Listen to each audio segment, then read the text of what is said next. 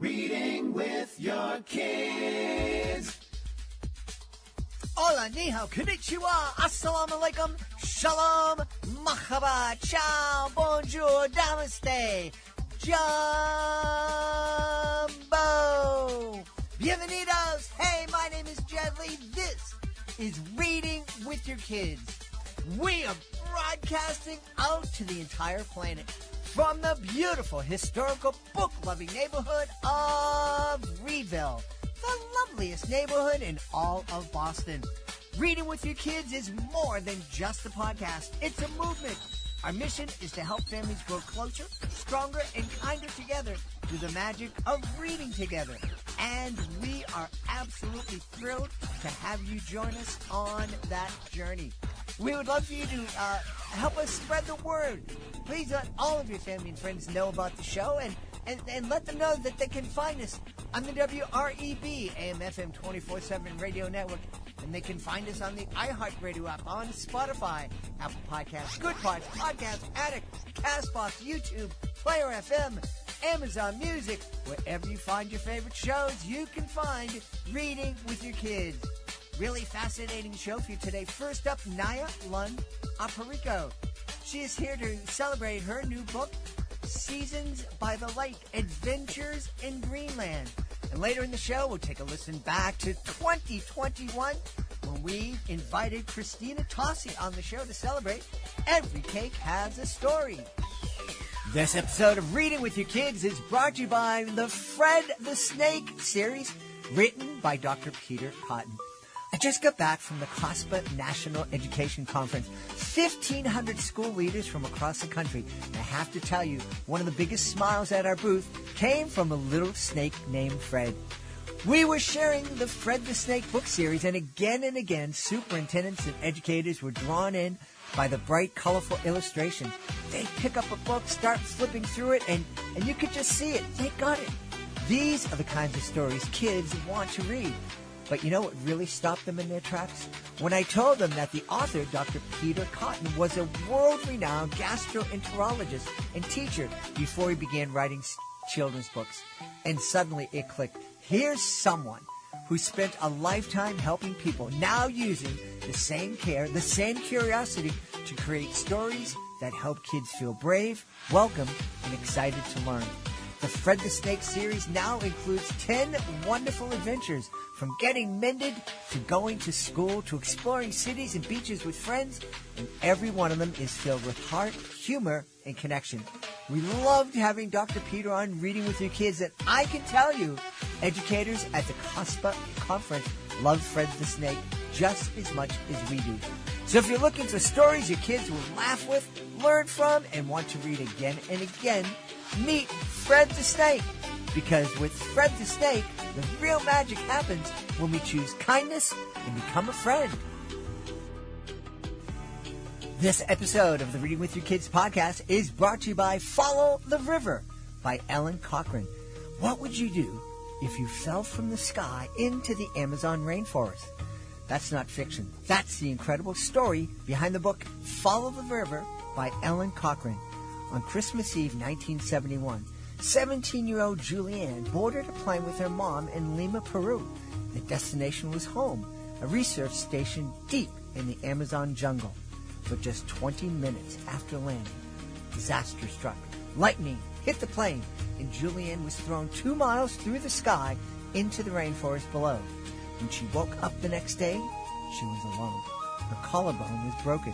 Her glasses were gone. She only had one shoe, and she was surrounded by one of the most dangerous jungles on Earth. But Julianne remembered the lessons her scientist parents had taught her and began an unbelievable journey through the Amazon. For 11 days, she walked, survived, and followed the water until she found help. Follow the River is a breathtaking story of courage, resilience, and the incredible strength of the human spirit. If your family loves stories like Hatchet or I Survived, this is one adventure you won't want to miss. Discover Follow the River today, a true story that proves that sometimes the greatest survival tool is hope.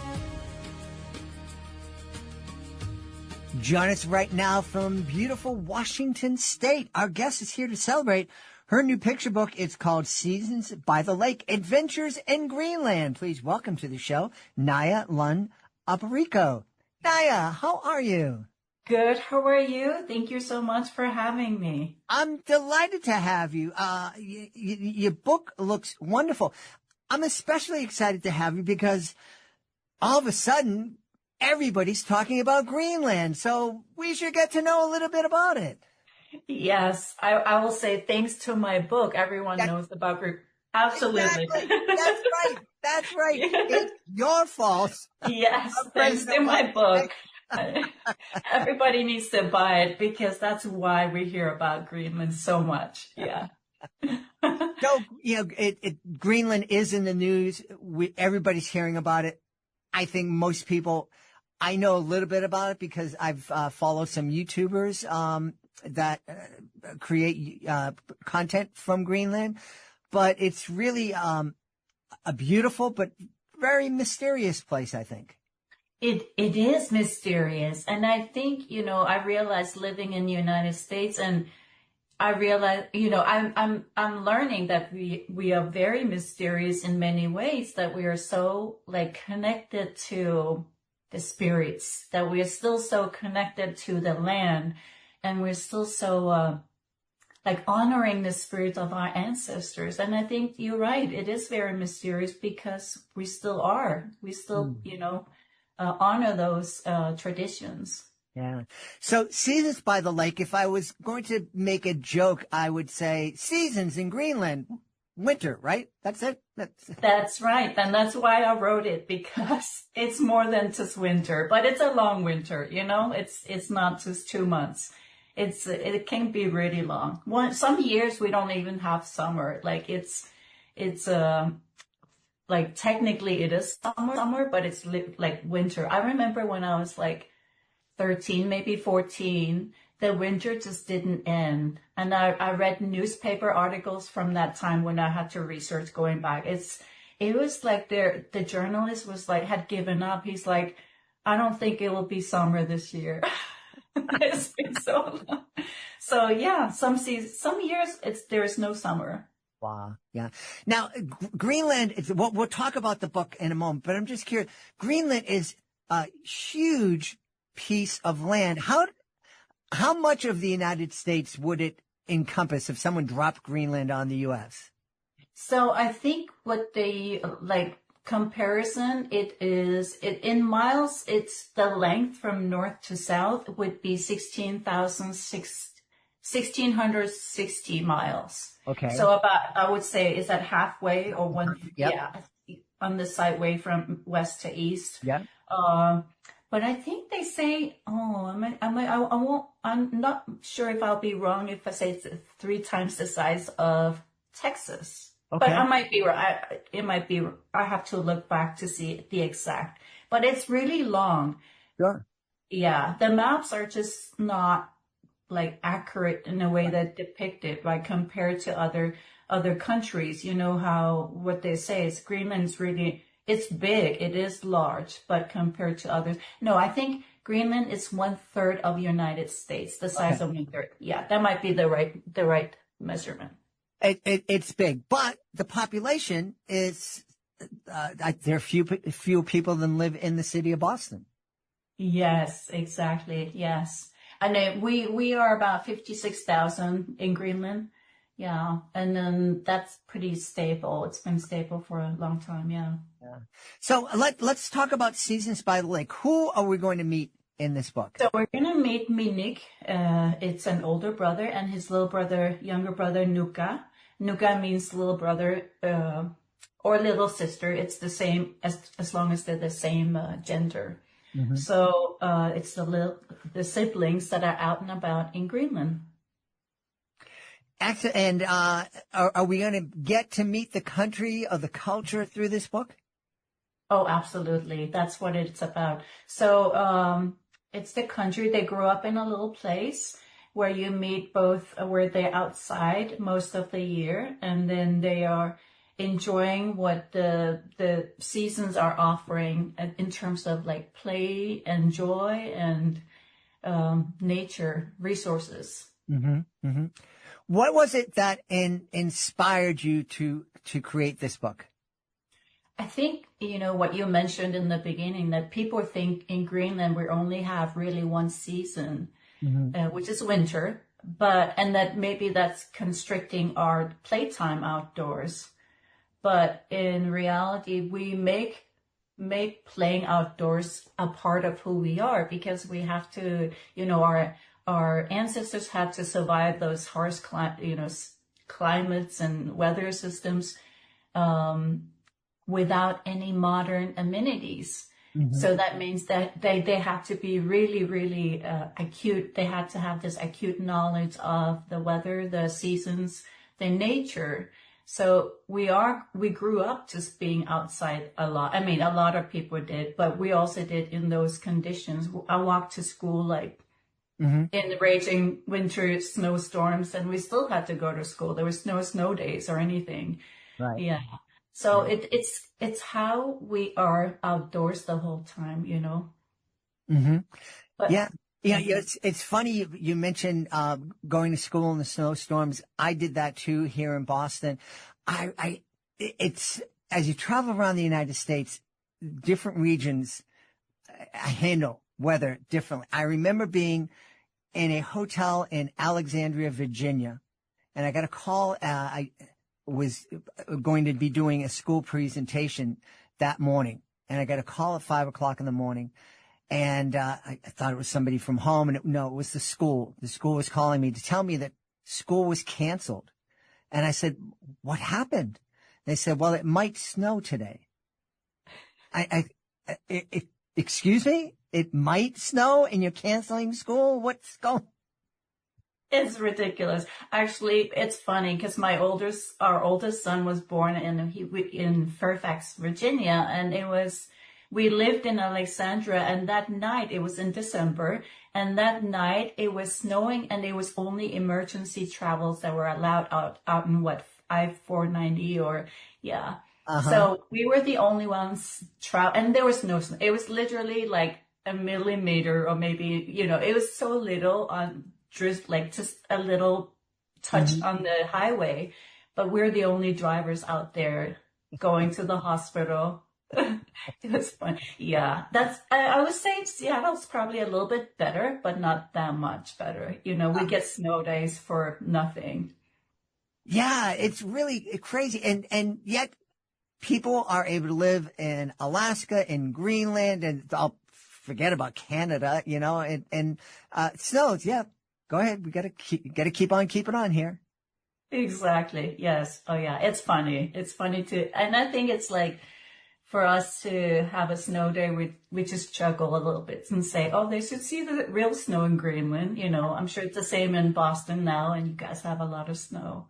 We do have a lot of snow right now in Boston. Tell me, what was it like? You're talking about growing up in Greenland and being out in nature a whole lot.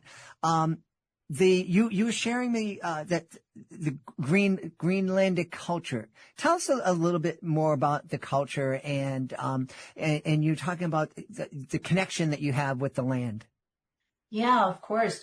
So to start from the fundamentals, we believe that everything, not just humans, but the nature, whether it's the river or the mountain or the rocks, all have a breath or a personhood. It has its spirit.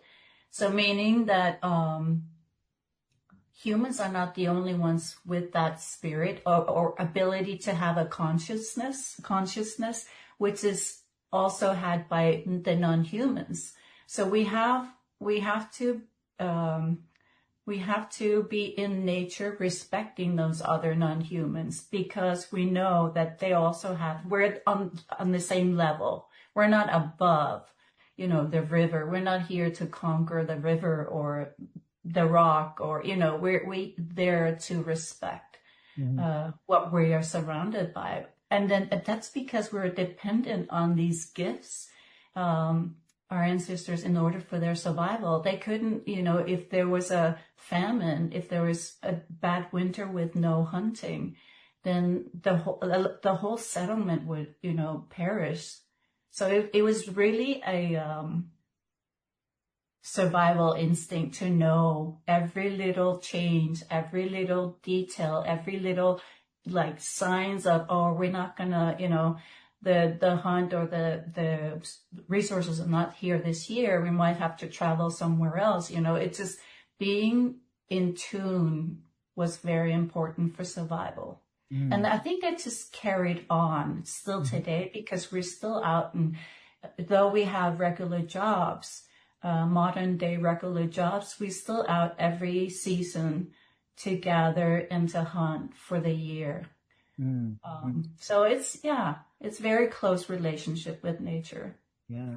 It's interesting. You were telling me, that in addition to being Greenlandic, if I'm saying that correctly, you're Inuit, and we find Inuit people in Greenland, Canada, and Alaska. I guess there's some truth that at one time the continents were kind of together. Yeah, I mean, that's for sure that the continents were together, but I think the Inuit were the nomads. They traveled definitely. I'm not sure at what point, I don't think anyone knows for sure if they traveled from Siberia, but likely from their origin. But then our ancestors are stemming from northern Alaska, and they migrate. And this is the last migration to Greenland of the Inuit, the Inuit cultures was the Thule culture. And then they migrated with, I think it was really only from like within 5,000 maybe years or 500 years that they spread out from northern Alaska all the way to Greenland, until like Greenland, and there's nothing else beyond, it's just ocean. So they really saw the end of the world. Like they kept on traveling until there was just water. Yeah. So did they? I'm trying to envision this, because Alaska to Greenland, that's a hike. Did they travel from west to east, or did they go over the pole? Oh no, they traveled from west to east over, but I think by the ocean, the northern, Atlantic, the north. What's it called? No, my blanking. The North Sea. Yeah, North Sea. Yeah. So they traveled by the sea, and because they were hunting, marine mammals, and they were following the game. It's just little by little, and then some I think stayed around, maybe some in Canada, and they spread down there. Although I think there's been several migrations, but that's kind of how I imagined that, the Alaskan migrations to Greenland. Yeah, fascinating. It's interesting. My beautiful wife and I took a tour of Scotland, and at one point we were at very, very northern Scotland by the North Sea. And as I was looking at a map, I'm like going, my goodness, we're at the top of the world. I know. That's so funny. That could be. Yes. So it's obvious that you have a passion for sharing your culture with the world. Yes, I do. I love sharing, and I'm still learning. I'm still, continuously digging and learning. I'm also writing nonfiction essays with my MFA. I'm studying MFA right now at the Institute of American Indian Arts in Santa Fe, which is a low residency program. And I'm getting, this is amazing because I get to go in deep and research all the anecdotes, even the sources like origins of myths and tales. And it's just incredible. Yeah. Yeah. What's the most interesting myth that you've discovered in your research? Oh, I think the most recent one, there's many, but the most recent one is how the raven became black. The story about how the raven became black. So initially, the raven and the loon were both white. And then they wanted to become, we should get some color. We should see what we could do, make something pretty. So the raven got some paint and started to paint beautiful dots on the loon, and the loon became very gorgeous, like just pretty patterns. And then raven said, well, you do that to me too. You make something and make me pretty. But the loon did a horrible job. It was awful. And then Raymond was furious. So he just dropped the whole bucket of color onto himself and became black. So he was all black. But then he accepted it and it was like, okay, I like this too. You know, the first time I ever heard a loon, I was in a national park in Nova Scotia.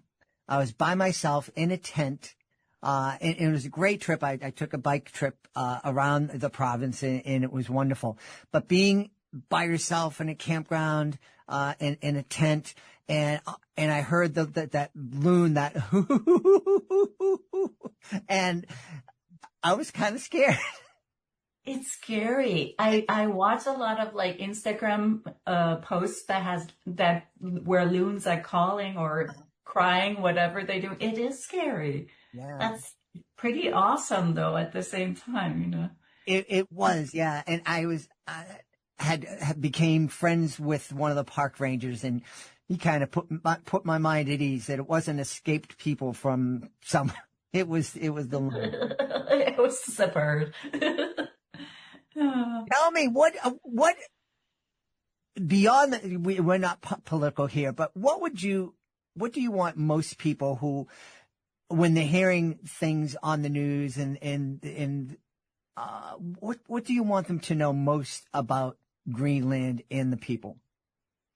I think to know that we are just the most peaceful, welcoming, friendly people, and United States and Greenland and Denmark have had this allyship for many, many years, decades and decades.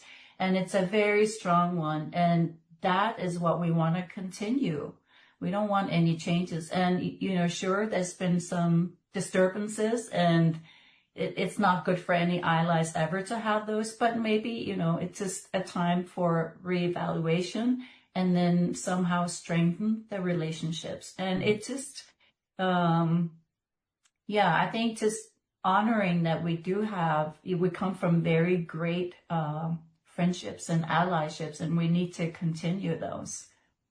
I agree. I noticed that you have a couple of other books out, but they're in Dutch. Greenlandic. Greenlandic. Yes. They're published in Greenlandic by a Greenlandic publisher. And the little middle grade novel, Anutjerfik, which means recess, that was a part of a smaller, like West Nordic languages award or project, and it won the Greenlandic part. There's also, I think it was Sami, which is the Northern European indigenous people's language, the Sami people. They had one for their region, and then Faroe Islands, also a part of the Kingdom of Denmark. They had one for their language. So mine was the Greenlandic winner of that little project. Wonderful. Congratulations. Thank you. It was a long time ago. It was a very long time ago. Hey, a win is a win, no matter when it Yeah, exactly. I mean, me and my buddies from high school, we still talk about great wins we had 50 years ago. Yeah, that's a good way to do it. I'm like, I'm a winner. I have these awards. Absolutely. Hey, what can you give us a sneak preview of what you might be working on? Oh yeah, I'm working. So I have two other ones that are still in the process. That's already been, contracted and bought. Maybe I can reveal that. I can't. Well, one is going to be published by Candlewick next year. And then the third one will be by Dial Books again, which is Seasons by the Lake is also by Dial Books. And that will come out, I think it'll be 2028, early 2028, as the illustrator has been determined now. Yeah. And those are picture books as well. I don't know how much I can say about them yet, but they'll be good. They'll be really good. I've seen the artwork for the second book, which is by Candlewick, and it's incredible as well, just like this one, just like Seasons by the Lake. Now, the Seasons by the Lake I see is illustrated by Alex Ness. Was Alex able to travel to Greenland, do some research?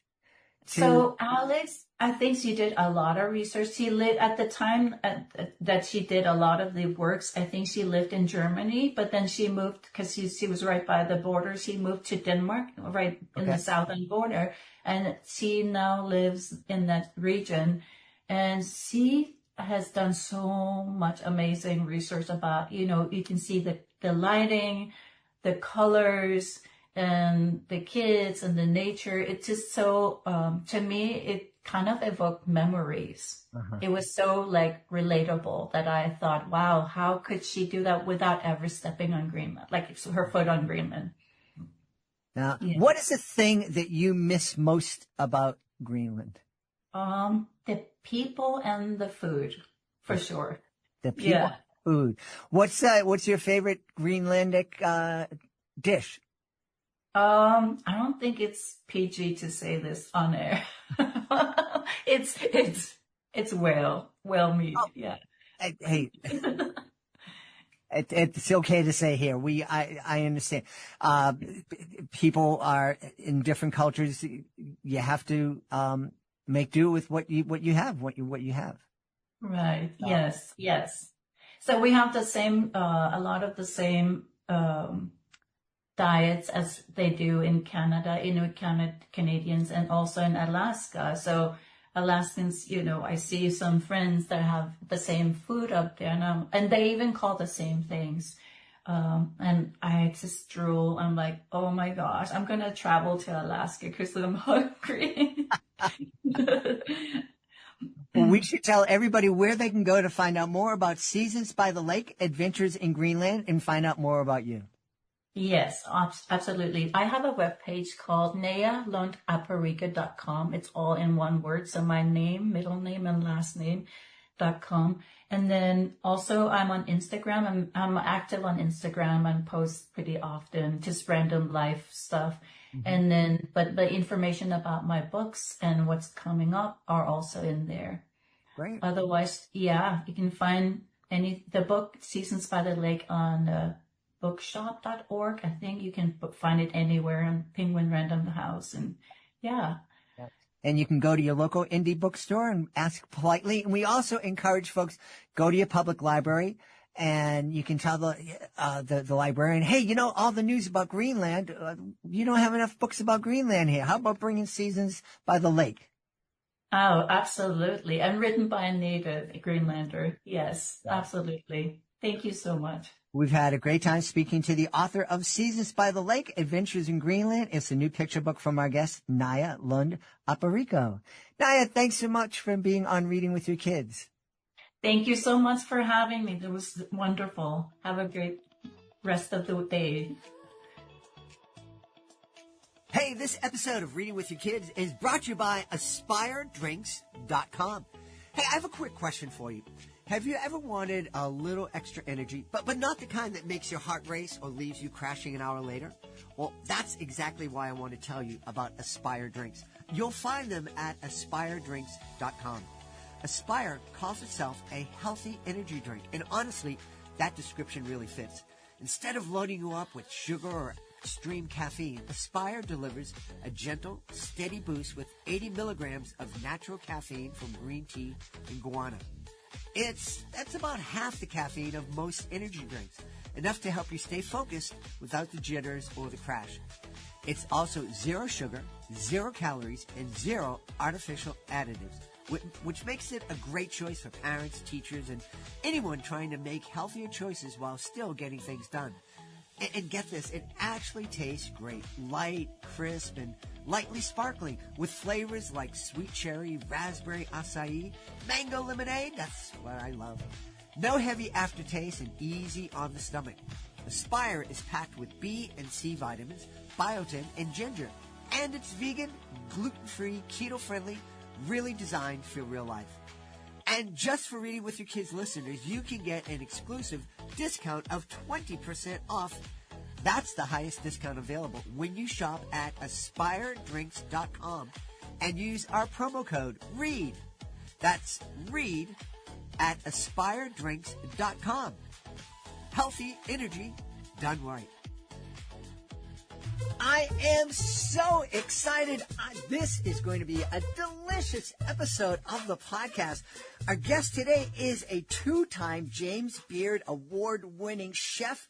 She's the the owner of Milk Bar. She has been a judge on MasterChef and MasterChef Junior, and she was featured on Chef's Table Pastry.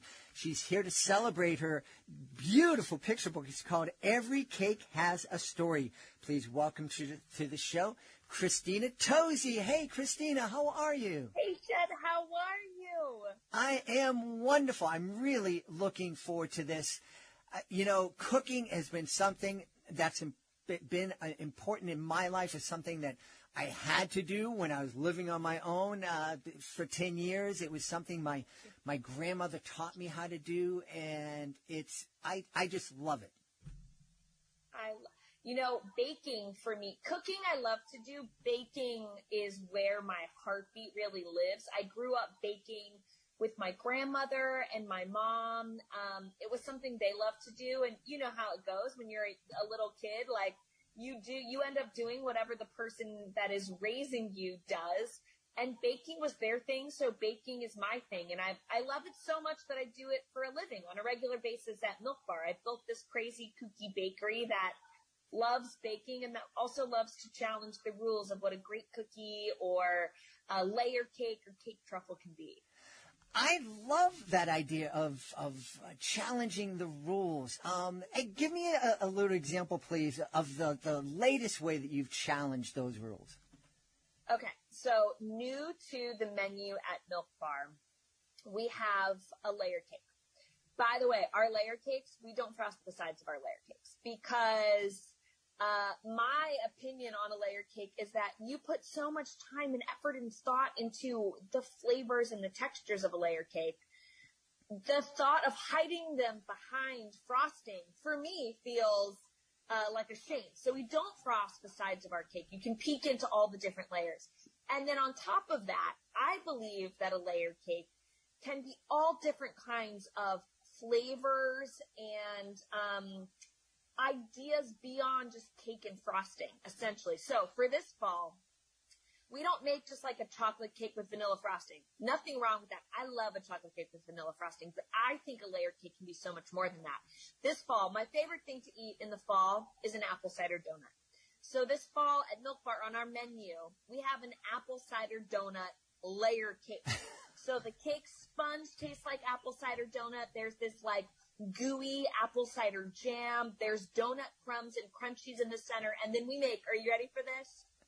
Donut frosting, where we take some of the donut and we whip it into the frosting because, again, I can eat vanilla frosting with a spoon, but at work, in challenging the rules, frosting can be so much more than the flavors that we know and love. And I just love seeing the world through the eyes of baked goods, especially a layer cake. Wow, my mouth is watering right now. Right? Yeah. I was telling Christina before we started that my daughter-in-law, the amazing Aliza, absolutely adores Milk Bar. And so I know she's going to be so excited when I let her know that we had this time speaking together. I love it. I'm so excited. Tell her the apple cider donut cake. Give me her address because we ship these cakes and cookies. We ship them all over the country. I think we should send her an apple cider donut layer cake and just see what she has to say from there. Something tells me you're going to become her favorite relative. Well, her favorite father-in-law anyway. Also her. Well, I'm really excited. I love Every Cake Has a Story. Where does a person who is on TV baking all these delicious treats, breaking the rules, find the time to write a children's book? Part of the way that I unlock my creativity as a grown-up is to go to the place where my creativity and imagination first took off, and that was as a kid. And so part of what I think about my professional responsibility on a daily basis is always having that really close connection with I call it kid as a state of mind, like going back to that mindset. And the best ways for me to do that is to think about like keeping those relationships with like the younger generation and interacting with them and thinking about the lens of life through their eyes. And as I was thinking through why we do what we do at Milk Bar and how we think about breaking the rules and how we think about the way our dessert shows up in the world and why, it was so obvious to me that I'm always looking to connect with my like younger self and with younger generations. That's for me when I feel the most alive. And I thought, I do this in my head so often, I have to put it down on paper. And the other fun fact is I just had my first little girl. She's 6 months old. And I thought to myself, you know, you come into this reckoning as you become a parent, I believe, where you sort of say, what is my offspring going to think about? And how do I want to leave the world a better place? And how do I give them a mindset that I think is a really powerful one as they come into their own? So I decided to write Every Cake Has a Story, which really simply put is that every one of us is an individual. And what the world needs is more celebration, more passion, more of an invitation to remember that and to unleash it. And the way that Every Cake Has a Story does that is through a sweet little girl named Sammy who lives in a town called Samesville where everything is black and white and everything is the same. And she longs for something more than that. And I won't ruin the story, but the world comes to life for her in color and through imagination and creativity and positivity through a layered cake. And she realizes something really, really, really important and special in the world. And I can't wait to share it with readers. Yeah. Well, congratulations, first off, on becoming a mom. Thank you. You are starting a beautiful, beautiful journey. It really is wonderful. Being a parent is absolutely the best thing that I've done, and certainly wasn't perfect at it, but it was beautiful. And so I'm really, really happy for you. And I love the book. The colors, the illustrations are just amazing. Your illustrator did a fantastic job. Thank you. She did an incredible job. We worked so closely together. I wanted the book to have this really fun. One of my favorite movies was The Wizard of Oz, mostly because I remember being so engaged in the story in black and white, but the moment she steps out of her door that morning and you see the yellow brick road and you see the blue skies, it almost took my breath away, right? When you're having a good day, like I thought to myself, this is what it feels like when you actually like see the world for infinite possibility and all of its sort of like beauty and excitement. And she just did an incredible job of helping me bring the emotion of that to life. And also, I mean, the way that she has illustrated the layered cakes and all of the different sort of like flavors and personality and texture and individuality through Sammy's neighbors, but also through the layered cakes that Sammy bakes.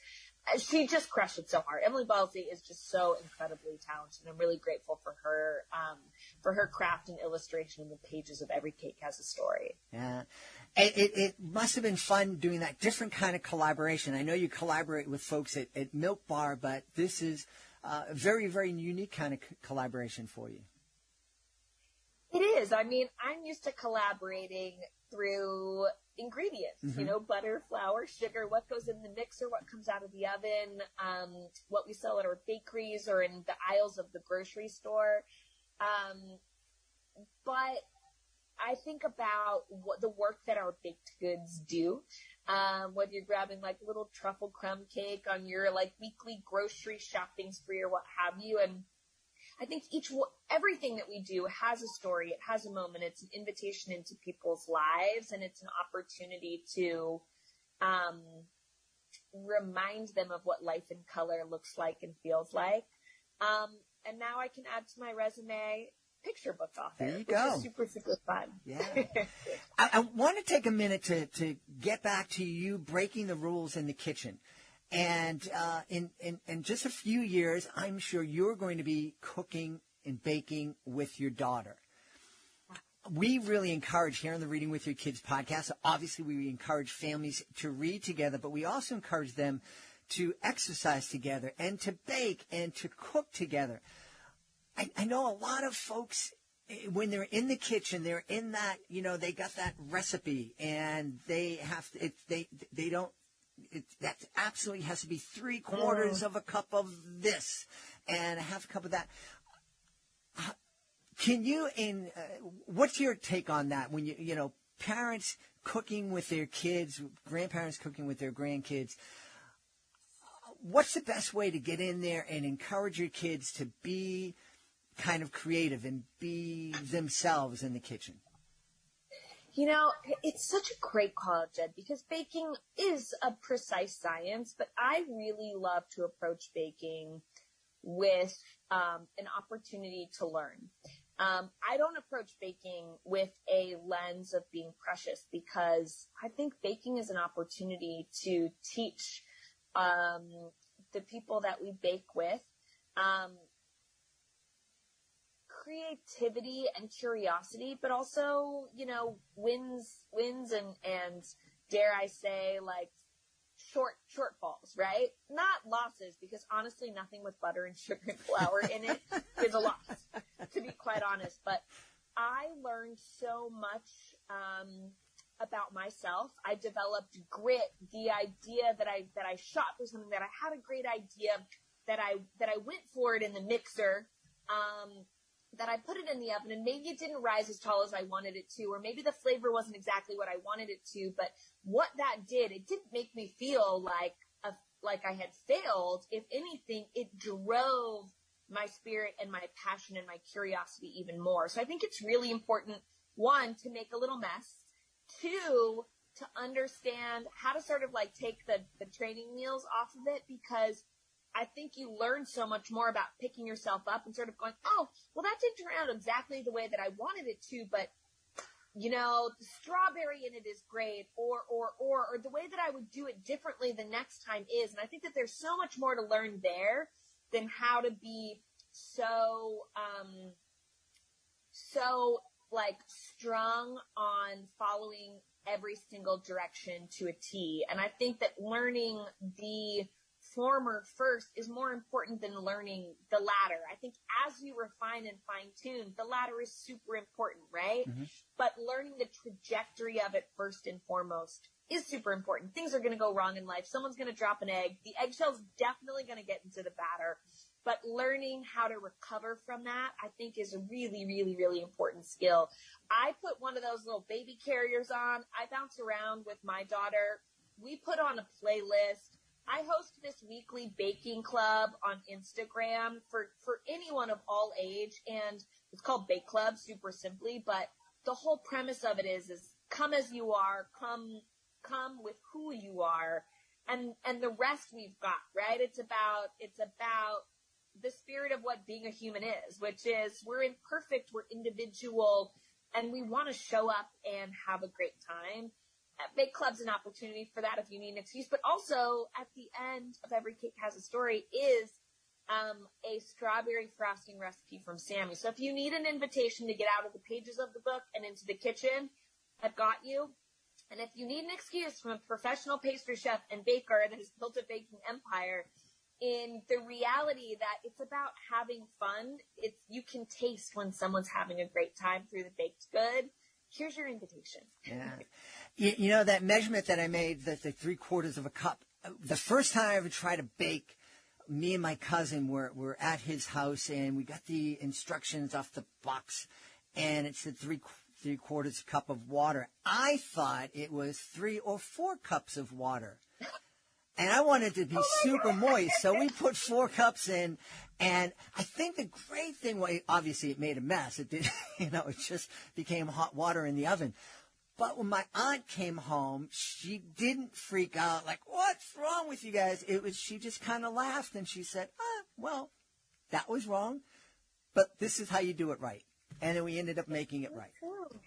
Also, I have to say, Jed, some of my best recipes, some of my favorite creations on the menu of Milk Bar have actually come from doing something similar to that, right? Like someone didn't set the timer and left the cornflake crunch in the oven a little too long.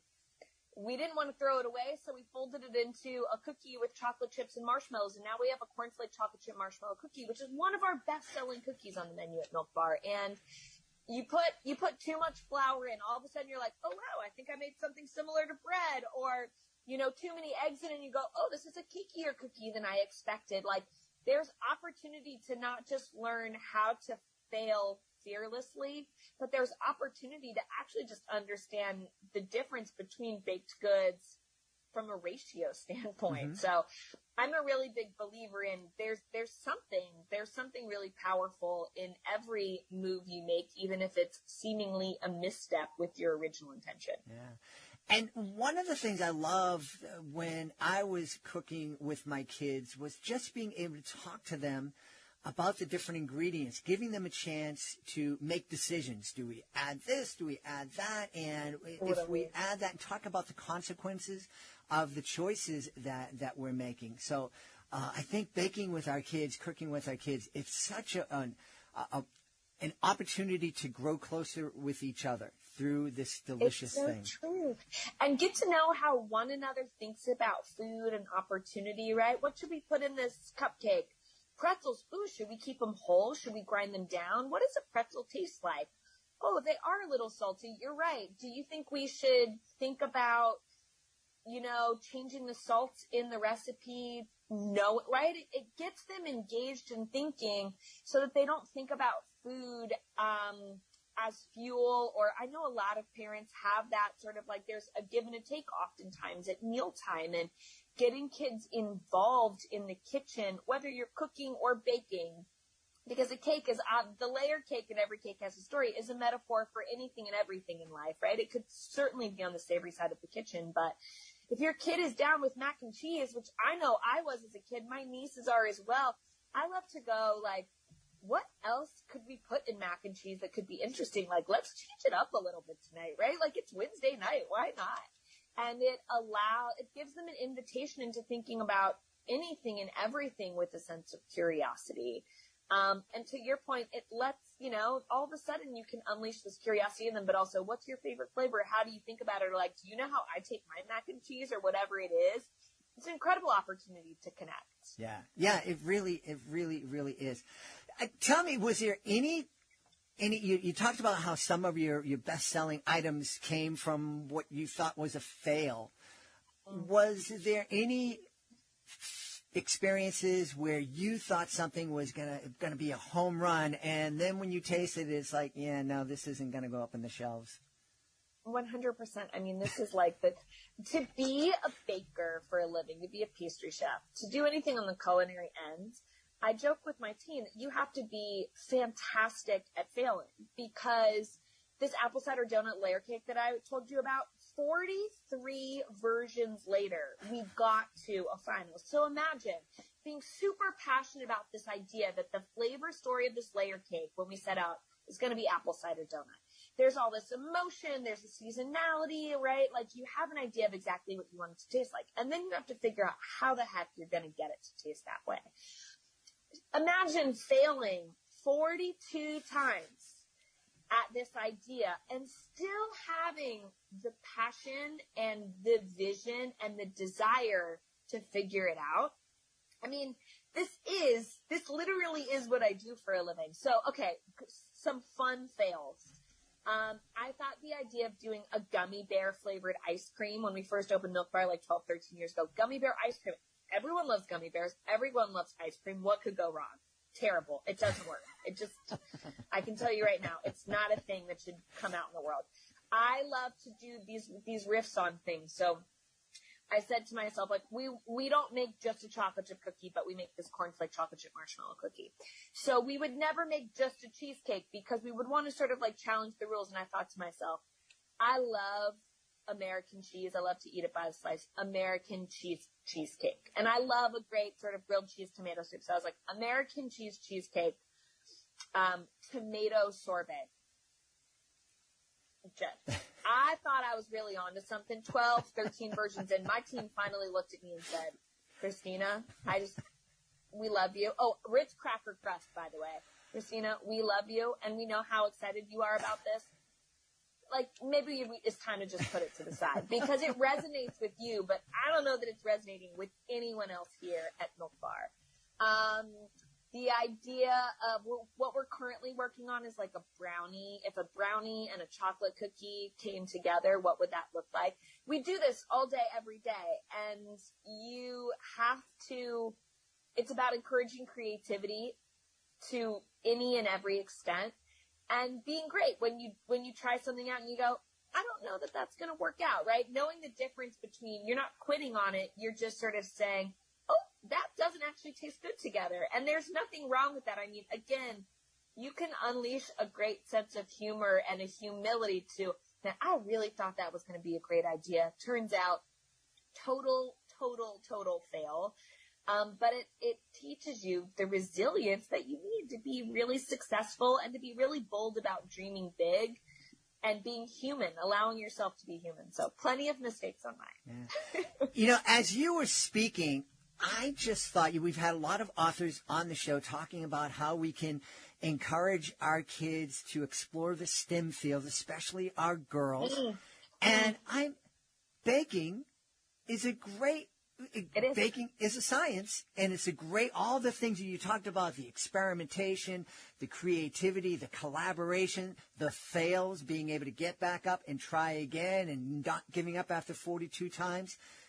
This is all, it's STEM. It is. It really is STEM, and I think that you would never think, right? Like from a picture book about a girl who dreams of a layer cake that can be more and should be more. That is a representation of her to what it feels like to be in the kitchen. I mean, you're always A/B testing. What if this? What if that? What's the difference? What happens when? I mean, when you're blazing your own trail in anything, in any craft, in any form, that's what we need more of, right? We need humans that are dying to blaze their own trail and to continue to create things in this world that haven't existed before. Yeah. And to be driven by the incredible feelings that brings, for good and for bad, you know? Absolutely. The bad is never bad, I guess, is the other point of it. Yeah. You know, you work through a code, you run it, it doesn't run. Okay, now I figure out why it didn't, right? Why didn't my cake rise? What happened? Et cetera, et cetera. Like the curiosity of why didn't it go the way that I thought it did, as opposed to the shoulder shrug of like, oh, it didn't work. Like it's all frame of mind. Yeah, so very important. Well, speaking of frame of mind, now that you have Every Cake Has a Story out into the world, have you caught the children's author bug? 100%. I have to tell you, I've already started working on my second book with Emily, the incredible illustrator extraordinaire of Every Cake Has a Story. In my mind, I want Every Cake Has a Story to be a series of books that helps kids reframe the way they think about their potential realities. You know, the good and the bad stuff that you think makes you different, or that gives you an experience that you think is irregular, that you shy away from, whether it's, I don't know, wearing glasses or getting braces, or I think about the things that always made me feel a little bit unsteady. My parents got divorced when I was younger, and I always thought, like, how am I supposed to feel about that? And instead of allowing that question to exist in kids' heads, I think a layer cake can help kids understand, like, my realities are positive no matter what happens, because they're part of what's making me. So I'm going for it, Jed. I'm working on book number 2, and I have so many more ideas in my head to come. And I can't wait to bring them to life. Well, we can't wait for you to come back and tell us about book number 2. You have an open invitation anytime here on the Reading With Your Kids podcast. In the meantime, please tell everybody where they can go to find out more about Every Cake Has a Story, more about Milk Bar, and more about Christina Tosi. Oh my gosh, milkbarstore.com. You can follow us on Instagram at milkbarstore or at Christina Tosi. I would love to welcome you into Bake Club. But also, most grocery stores out there, you can find our cookies, our truffle on the cookie aisle, our truffle crumb cakes in the refrigerated section, or ice cream in the freezer section. And we can't wait to be a part of your lives. Awesome. We've had a fantastic time speaking to the author of the delicious new picture book. It's called Every Cake Has a Story. Our guest has been Christina Tosi. Hey, Christina, thank you so much for being with us this morning. Thank you for having me. And just so you know, I owe you an apple cider gum player. That's a wrap for this episode of Reading with Your Kids. We hope you enjoyed the show. We hope you'll join us for the next exciting episode of the show. If this episode made you smile or gave you something to think about, please consider sharing a link to the show with someone you love. Write a 5-star review and subscribe to the show wherever you find your favorite shows. I want to thank the folks who made today's show so wonderful, starting with our guest, Naja Lund Aparicio. Please be sure to check out Seasons by the Lake Adventures in Greenland. Also want to thank Christina Tosi. Every cake has a story. I want to thank my incredible team, Chris Doherty, Jackson Santolera. I want to thank my beautiful wife for all the support she gives me. Most of all, we all want to thank you. Thank you so much for taking the time to join us today. And as always, thank you so very much for taking the time to make the world a better, kinder, more empathetic place. And you do that every single time you read with your kids. I'll be with you in the next episode of Reading with Your Kids.